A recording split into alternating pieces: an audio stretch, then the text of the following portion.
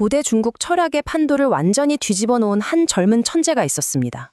이 사람이 뭐라고 했냐면 없음, 바로 이 무가 세상 모든 것의 진짜 근원이라고 주장한 거죠. 겨우 23세 세상을 떠난 비운의 천재 왕필, 오늘은 바로 이 사람의 정말 혁명적인 생각을 따라가 보면서 존재의 본질이 대체 뭘까 한번 같이 파헤쳐 보겠습니다. 아무것도 없는 상태가 오히려 모든 걸 가능하게 만든다? 어때요? 언뜻 들으면 말이 안 되는 것 같죠?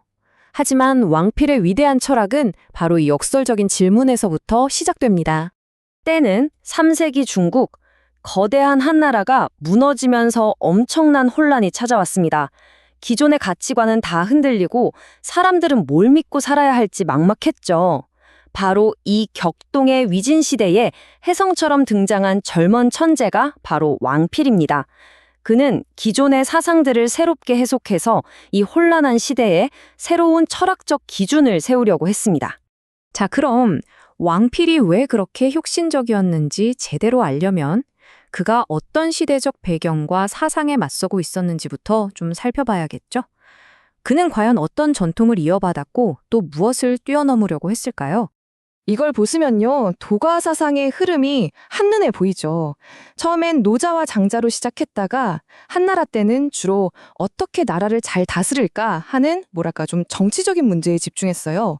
그런데 왕필은 여기서 판을 바꿉니다. 아니, 지금 정치도 혼란스러운데 그런 걸 따지기 전에 이 세상이 대체 뭘로 이루어져 있는지부터 알아야 하는 거 아니야? 하면서 더 근본적인 질문으로 파고든 거죠. 바로 형이상학으로요.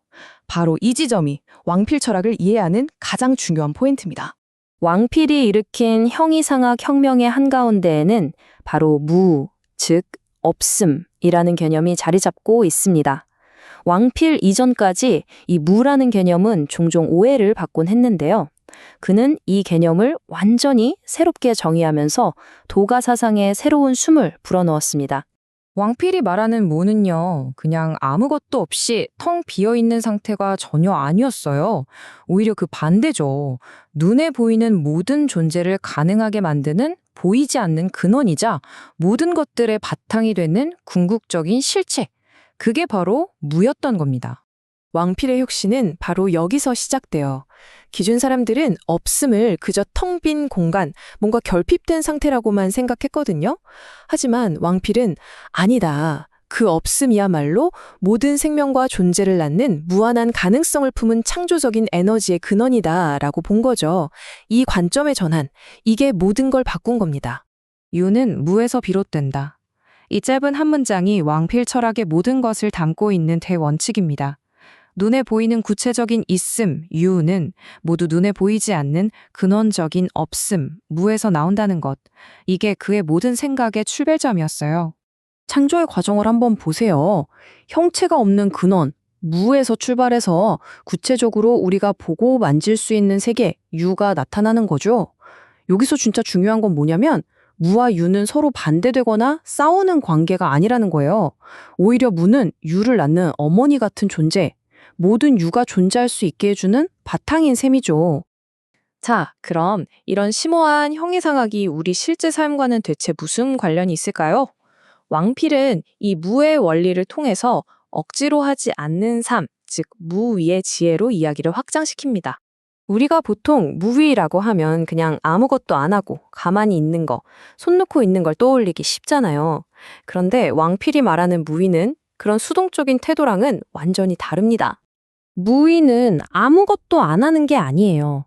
오히려 그 반대죠. 사물의 본성을 깊이 꿰뚫어보고 그 자연스러운 흐름에 딱 맞춰서 최소한의 힘으로 최상의 결과를 만들어내는 아주 지혜롭고 적극적인 행동 방식입니다.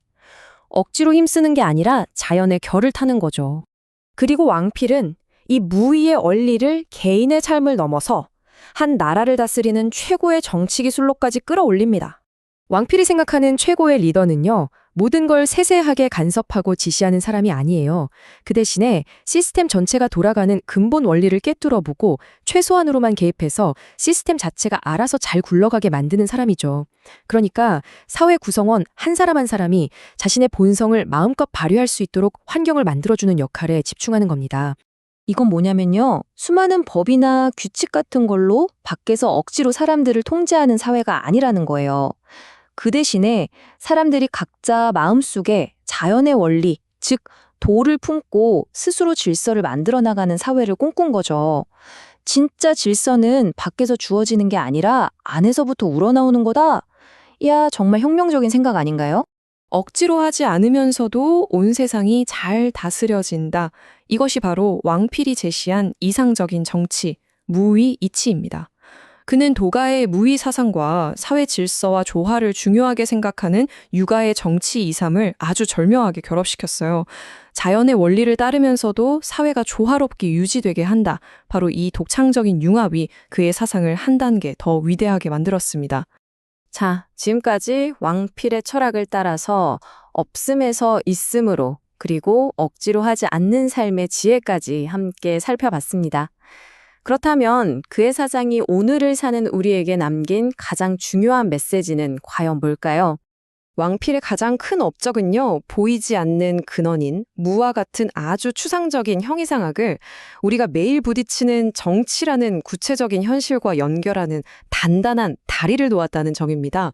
이걸 통해서 그는 철학이 그냥 책상에 앉아서 하는 고리타분한 얘기가 아니라 현실을 바꿀 수 있는 강력한 힘을 가졌다는 걸 증명해 보였고, 중국 사상사에 정말 큰 획을 그렸습니다.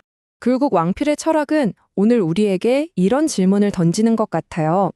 끊임없이 개입하고 통제하고 모든 걸 계획대로만 하려는 현대사회의 리더십. 그 속에서 우리는 혹시 억지로 하지 않는 더 큰 지혜를 잊고 사는 건 아닐까요? 1800년 전 한 젊은 철학자의 통찰이 어쩌면 지금 우리에게 가장 필요한 해답을 주고 있는지도 모릅니다. 여러분은 어떻게 생각하시나요?